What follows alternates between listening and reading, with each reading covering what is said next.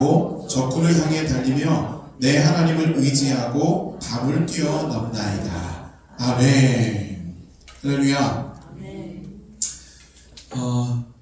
오늘 우리가 함께 봉독한 이 시편 18편, 우리가 한 구절을 읽었지만 이 18편은 다윗의 시편이에요. 제가 한 2주 전에 여러분께 또 다른 다윗의 시편을 소개하면서 아마 이렇게 다윗에 대해서 말씀을 드린 기억이 있습니다. 다윗은 하나님께서 인정하시는 축복자였다. 하나님께서 기뻐하시는 자였다. 아멘. 근데 그렇게 하나님 앞에 축복자였고 하나님의 기쁨이 되는 다윗이었는데 실제로 우리가 인간의 눈으로 볼 때 그 다윗의 인생이 어땠을까요? 그렇게 편안하고 녹록하지 않았다는 거예요. 말 그대로 사면초가 혹은 설상가상 이런 말들이 항상 이 다윗의 인생에는 따라다녔다는 거예요. 고난을 당하고 어려움을 당하고 실패를 맛보고, 참 인간적으로는 이런 이 다윗의 모습을 보면서 이 성공자인가? 이 진짜 하나님이 기뻐하시는 자인가? 이 생각이 분명히 들 법하다라고 하는 거예요. 근데 분명한 건 하나님께서는 다윗을 기뻐하신다고 하셨고 하나님께서는 다윗을 사랑한다고 말씀하고 계신다라고 하는 겁니다. 왜냐하면 다윗의 성공은요, 우리 인간들이 바라보고 있는 육신적인 물리적인 성공의 내용이 아니라 영적인 삶의 표본의 성공을 말하고 있다는 거예요. 여러분, 우리는 믿음의 사람이죠? 교회 와서 우리가 하나님, 제가 주님 안에 축복자가 되길 원합니다. 하나님 앞에 거룩한 복된 삶을 살기 원합니다 라고 나아갈 때 그 복이 어떤 걸까요?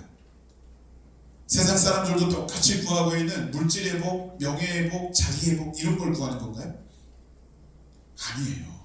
물론 우리가 그것도 구할 수 있다고 제가 여러 차례 말씀을 드렸어요. 근데 우리의 구함의 본질은 그게 아니라 다윗이 그랬던 것처럼 하나님 앞에 영적으로 인정받는 삶에 대한 구함이 우리 안에 있어야 된다는 거예요. 세상적으로 돈 좀 없으면 어떻습니까? 세상적으로 명예 좀 높지 않으면 어떻습니까? 그래도 하나님은 나를 바라보시며 사랑해주고 계시지 않습니까? 그래도 하나님은 나를 언제나 기뻐하시지 않습니까? 여러분, 다윗의 시편의 고백은 다 이런 거였어요. 사실 다윗이 하나님 앞에 그 시편을 통해서 어떤 내용을 말하냐면, 하나님, 왜 내가 이렇게 고난을 당해야 됩니까? 하나님, 내가 왜 이렇게 힘들어야 됩니까? 왜요? 이걸 고쳐 묻는 내용들이 시편에 계속 등장해요. 근데 그 시편의 마지막에 가서 이 다윗은요, 그냥 끝까지 하나님 앞에 한결하고 대드는 곳으로 끝난 게 아니라, 하나님 나와 함께 하십니다. 여호와 하나님 나와 함께 하십니다. 여호와여, 아버지여, 하나님이여, 이 외침이 언제나 이 다윗 가운데 있었다라고 하는 겁니다. 자, 그래서 오늘 저는 길지 않은 시간이겠지만 여러분과 함께 이 다윗이 하나님 앞에 도대체 뭔 삶을 어떻게 살았길래 그가 그렇게 어려운 중에도 다윗은 미소 지으며 하나님의 영광 가운데 거했고, 그가 어떻게 하나님 앞에 나아갔길래 하나님은 그 중에서도 다윗을 축복자라고 그렇게 계속 말씀해 주시는 걸까? 여러분, 우리도 한번 그 다윗의 인생을 되짚어보면서 우리도 그 주님 앞에 그런 축복자, 거룩한 영적인 삶을 살아가는 것에 한번 도전해보면 어떨까 라는 생각을 해봅니다. 일단 다윗은요, 하나님의 언약을 믿고 살았던 사람이에요. 다윗은요, 원래 조그만 소년 목동이었어요. 그 집에서도, 아버지 집에서도 인정받지 못하던, 그래서 형들이 모두 왕의 기름 부음을 위해서 아버지 이새의 집에 모여있을 때에도 이 다윗은 자기 혼자 양을 끌고 광야로 나와서 양을 치고 있었다는 거예요. 근데 굳이 그런 다윗을 불러들여서 하나님은 사무엘로부터 이 다윗에게 기름을 부으라고 말씀하셨어요. 이 기름 부음을 받아요. 그 기름 부음이 뭐 왕의 기름 부음이다, 제사장의 기름 부음이다, 하나님이 쓰시겠다고 하는 하나님의 사람에 대한 기름 부음이다, 다 맞아요. 근데 그 기름 부음의 가장 핵심적인 가치는 뭐냐면 하나님의 언약이라는 거예요. 다윗은요, 그 하나님의 언약의 기름 부음을 받았어요. 그러면 그렇게 언약의 기름 부음을 받은 다윗의 인생이 뭔가 드라마틱하게 달라졌습니까? 기름 부음 받은 이후에 갑자기 막 몸이 소년기에서 청소년기, 청년기로 점점점 이렇게 막 각성이 됐나요? 아니면 왕의 기름 부음을 받았으니까 그 즉시로 왕궁으로 들어가서 왕의 역할을 감당했습니까? 아니에요. 물론 다윗이 기름 부음 받은 이후에 더 망가지거나 더 문제가 발생하진 않았지만 다윗은 그저 그 채로였어요. 근데 그 채로가 아니었어요. 다윗은 하나님께서 기름 부으시고 그 언약을 세우시는 그 순간부터 그의 인생을 다르게 살기 시작합니다. 어떻게 살기 시작하냐면 하나님께서 자신과 함께 있는 것처럼 살아요. 여러분 이거 굉장히 중요한 거예요. 하나님이 우리와 함께 있는 것처럼 산다라고 하는 건요, 그렇지 않은데 그렇게 사는 게 아니라 그렇게 살고 있는 걸 인식하며 살아간다는 뜻을 가지고 있는 거예요. 대표적인 예가 뭐냐면요, 이 다윗이 형들의 안부를 묻기 위해서 이 블레셋 군대와 이스라엘 군대가 대치하고 있는 상황 가운데 전쟁터로 나가거든요. 나가는데 형들을 만나서 형들의 안부를 묻고 있는 중간에 가서 어디서 누가 고래고래 소리를 지르는 거예요. 그 뒤돌아봤더니 쫙 언덕배기에 블레셋 진영에서 웬 잠대 같은 게 하나 쭉 올라오더니 거기서 고래고래 소리를 지르는 거예요. 바로 3m가 넘는 장수였던 블레셋의 장수 골리앗이었어요. 근데 가만히 귀 기울여 들어보니까 하나님을 만홀히 여기는 거예요. 하나님의 군대를 만홀히 여기는 거예요. 자, 이때 이 다윗이 뭐라고 말하냐면 내가 저 골리앗을 죽이리라. 그리고 나아가요. 근데요, 여러분 이 골리앗을 죽이겠다고 나아갈 때 사울 왕이 이 다윗을 말립니다. 너 나가면 죽어. 절대로 나가면 안 돼.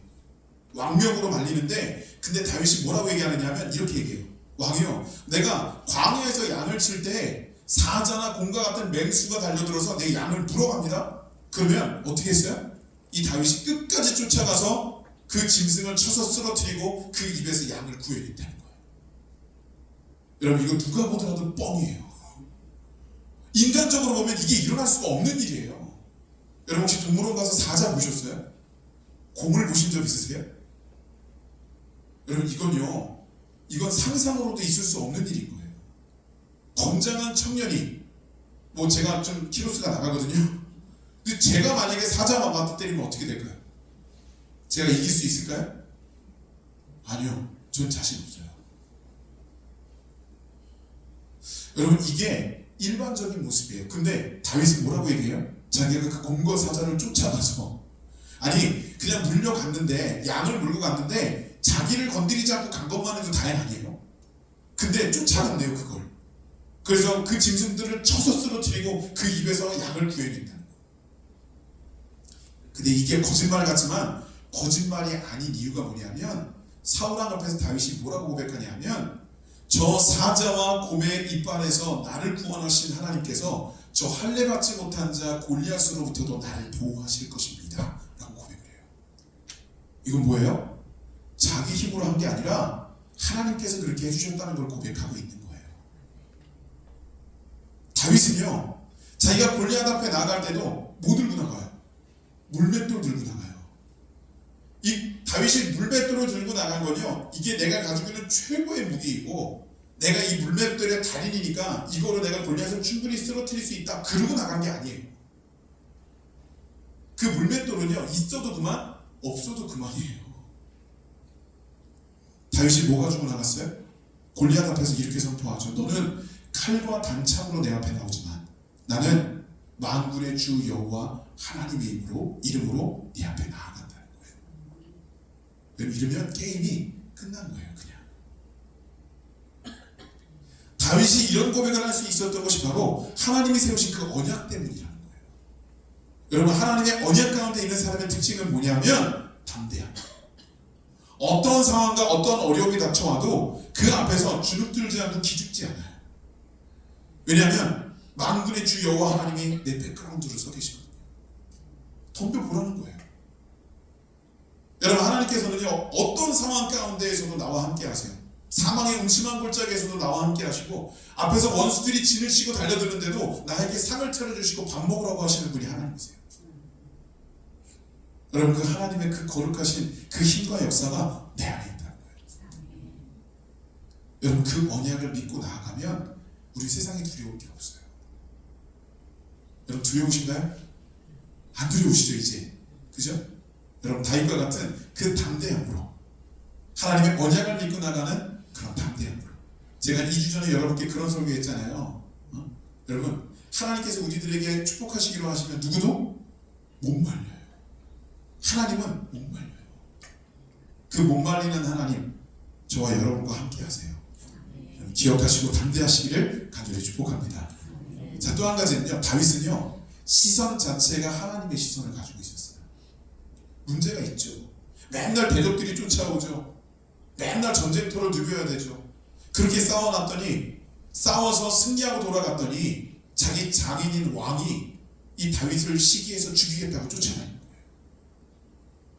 자, 이런 상황 가운데 이 문제 앞에 놓였을 때 다윗은요, 그 문제를 하나님의 시선으로 보는 거예요.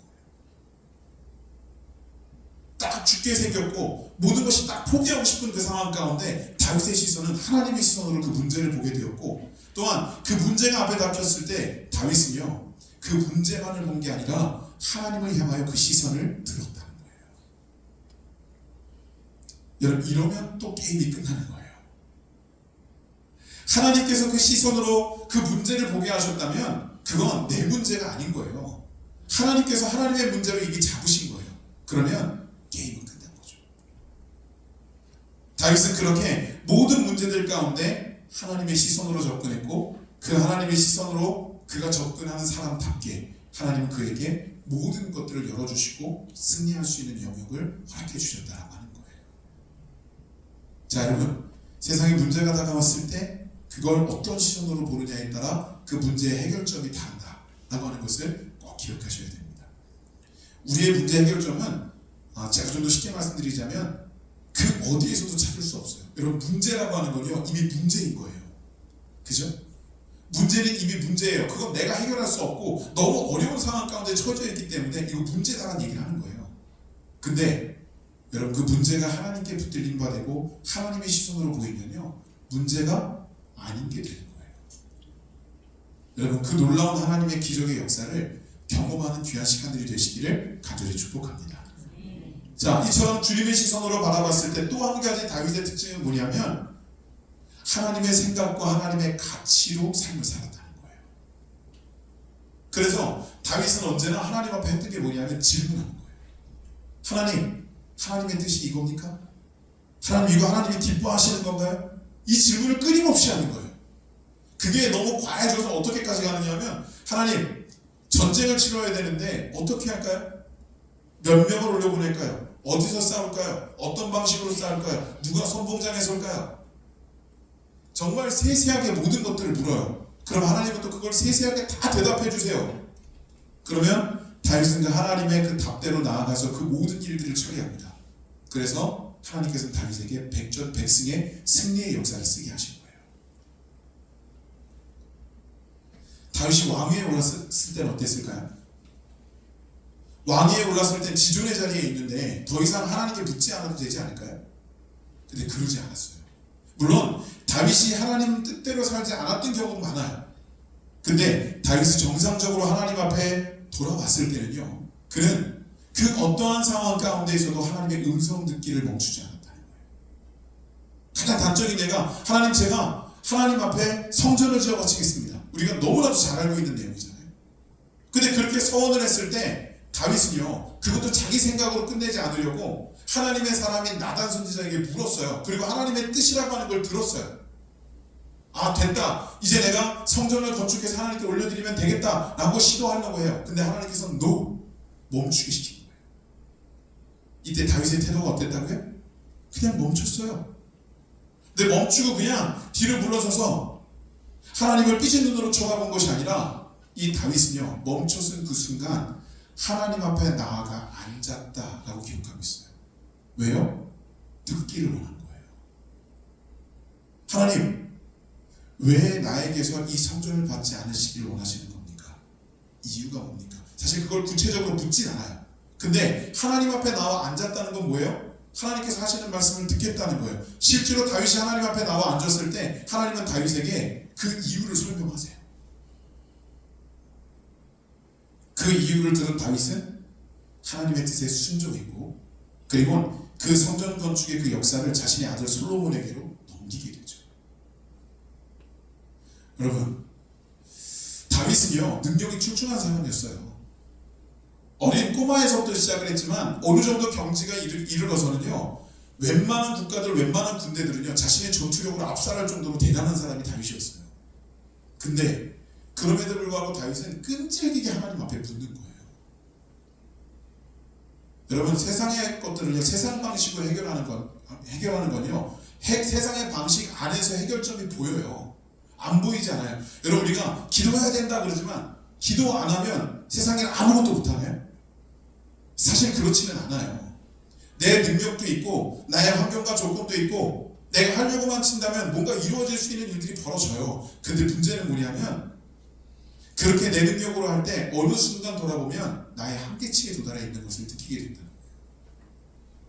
근데 세상은요, 그 문제 자체가 한계가 없어요. 제가 말씀드렸죠? 설상가상이요. 뭔가 하나가 왔는데 이게 해결되기 전에 또 덮쳐요. 또 덮쳐요. 또 덮쳐요. 이게 일어날 수가 없는 상황까지 나를 짓누르는 거예요. 이걸 내 능력으로 해결하려고 한다. 가능할까요? 아니에요. 이건 안 돼요. 근데 여러분, 만군의 주 여호와 하나님께서 나를 붙드시고 나를 이끄시고 그분의 방식으로 나에게 설명해 주시고 살라고 하신다면 우리는 그 안에서 충분히 그 모든 문제들을 극복하며 하나님 앞에 영광 돌릴 수 있게 된다라고 하는 것입니다. 다윗은 철저한 하나님의 사람이었어요. 그리고 그 철저함 속에서 이 다윗은 하나님과의 만남, 하나님과 함께함, 이것이 이루어졌고 그 안에서 다윗은 하나님의 뜻대로 하나님의 방식대로 이 삶을 살아감으로 언제 어디서나 하나님께서 인정하시는 성공자요 축복자요 기쁨이라고 분명하게 선포받았다라고 하는 것입니다. 우리도 그런 인물들이 좀 됩시다. 아멘. 제가 청년들하고 이렇게 예전에 설교하고 그러면 이 다윗에 대한 이야기를 참 많이 했어요. 그래서 뭐 다윗 이야기, 믿음 연습, 그래서 제가 막 시리즈로 막 설교도 하고 그랬거든요. 근데 한참을 듣던 청년 중에 하나가 그러더라고요. 목사님, 다윗이요, 축복자이긴 한데요, 너무너무 힘들어 보여요. 그렇지, 참 힘들지. 그래서 제가 그 이후에 이 다윗이 힘들지만 오늘 제가 이렇게 말씀드린 대로 이런 영적인 축복을 받았고 영적인 성공자였다라고 설명하려는데 계속 갑자기 이 친구가 뭐라 그러냐면 너무 힘들어 보여요. 그래서 저는 다윗과 같이 되기 싫어요. 제가 말문이 막혔어요. 근데 한편으로는 이해도 돼요. 이 친구가 성경을 몰랐다면, 하나님의 말씀을 깊이 있게 읽지 않았다면 이 말을 안 했을 거라는 생각이 드는 거죠. 여러분, 혹시 이 다윗에 대해서 얼마나 알고 계세요? 그가 겪었던 고난에 대해서 얼마나 알고 계세요? 아, 다윗과 같은 축복자가 되십시오. 아멘! 하는데 그럼 다윗이 겪었던 일도 우리가 겪을 수 있겠습니까? 거기에도 아멘! 하실 수 있어요? 이게 참 어려운 거예요. 성경에 보면요, 하나님께 주신 축복, 그 축복자들이 있어요. 근데 그 축복자들이 그냥 처음부터 끝까지 주구장창 복만 받았는 게 아니거든요. 그 안에서 아픔과 고통과 배신과 신음과 이런 것들이 다 존재하는 인생을 그들은 살아요. 근데 그 안에서도 이들이 성공했다는 거예요. 여러분, 그 성공은요, 세상 사람들이 감히 가능할 수 없는 성공을 말하는 거예요. 바로 주 안에서의 성공, 하나님 안에서의 성공. 여러분, 주 안에서의 성공이 뭔지 아십니까? 세상적으로 성공하지 못했어요. 아니, 세상적으로 보면 실패자예요. 그런데도 당당하게 나는 성공했다고 말할 수 있는 게 주 안에서의 성공이에요. 여러분, 예수님이 세상 가운데 세상의 시선으로 보면 성공자입니까? 메시아라고 이 땅에 태어나셨는데 와서는 사람들한테 돌팔매질 당하고 채찍질 당하고 십자가에 끌려가서 못 박혀 죽어요. 그 처참한 형틀에서 피 흘리며 죽어요. 이게 성공자인가요? 인간의 눈으로 보면 아니에요. 근데 우리가 영적인 눈으로 바라보면 그 예수 그리스도가 없으셨다는 우리 구원받지 못했다는 거예요. 자, 여러분, 정리하겠습니다. 우리는요, 철저하게 주께서 우리들에게 허락해 주신 그 놀랍고 복된 그 성공의 역사를 이루며 살아갈 수 있는 존재들이에요. 하나님, 우리를 그렇게 만들어 주세요. 그러면 우리는 그 하나님을 믿고 그 하나님 앞에 온전히 의뢰하며 나갈 수 있기만 한다면 주님의 시선으로 또 주님의 생각으로 주님의 가치로 살아가는 것을 온전히 우리가 우리 삶 가운데 이룰 수만 있다면 얼마든지 우리도 다윗과 같은 이런 모습으로 주님 앞에 인정받을 수 있다라고 하는 거예요. 여러분 힘을 내십시오. 이 땅에서가 전부라면 지금 우리들의 인생이 힘들고 어려운 곳에 제가 여러분과 함께 눈물을 흘려드려야 되겠지만 그게 아니라 우리는 하나님의 나라 백성이잖아요. 그 하나님의 나라를 꿈꾸잖아요. 여러분 이 땅에서 돈 벌려고 노력하시는데 중요한 건 천국 가면 그거 다 보도블록이에요. 금덩어리 대단하잖아요. 진주, 옥, 홍보석 대단하잖아요. 근데 그게 집을 짓는 건축자들을 쓰이는 게 천국이래요. 여러분 우리는 그곳에 우리의 집이 마련되어 있어요. 그러니까 이 땅에서의 삶이 중요하고 핵심적으로 사라져야 되겠지만 그러나 너무 매이지 마시기를 주의 이름으로 축복합니다. 하나님 우리와 함께 하십니다. 여러분 그 하나님께 주시는 축복과 놀라운 은혜를 이 한 주간에도 충분히 받아 누리는 다윗과 같은 영적 성공자들이 되시기를 주님의 이름으로 축복합니다. 아멘. 기도하시겠습니다. 하나님 감사합니다. 우리 이 시간에 하나님의 거룩한 말씀을 들었습니다. 그 말씀이 우리 안에 분명히 뿌리 내려져서 담대하고 당당하게 다윗과 같은 세상 앞에 승리자요 성공자요 하나님이 주시는 놀라운 축복자로 우리의 삶을 살아낼 수 있도록 인도하여 주시옵소서. 다윗이 겪었던 일이 참 힘겹고 어렵지만 그러나 그 안에서도 다윗은 하나님을 놓치지 않았습니다. 우리도 그 하나님만을 굳게 붙잡고 살아가는 신실한 모습으로 주님의 축복자들이 될 수 있도록 인도하여 주시옵소서. 감사드리며 예수님의 이름으로 기도드렸습니다. 아멘.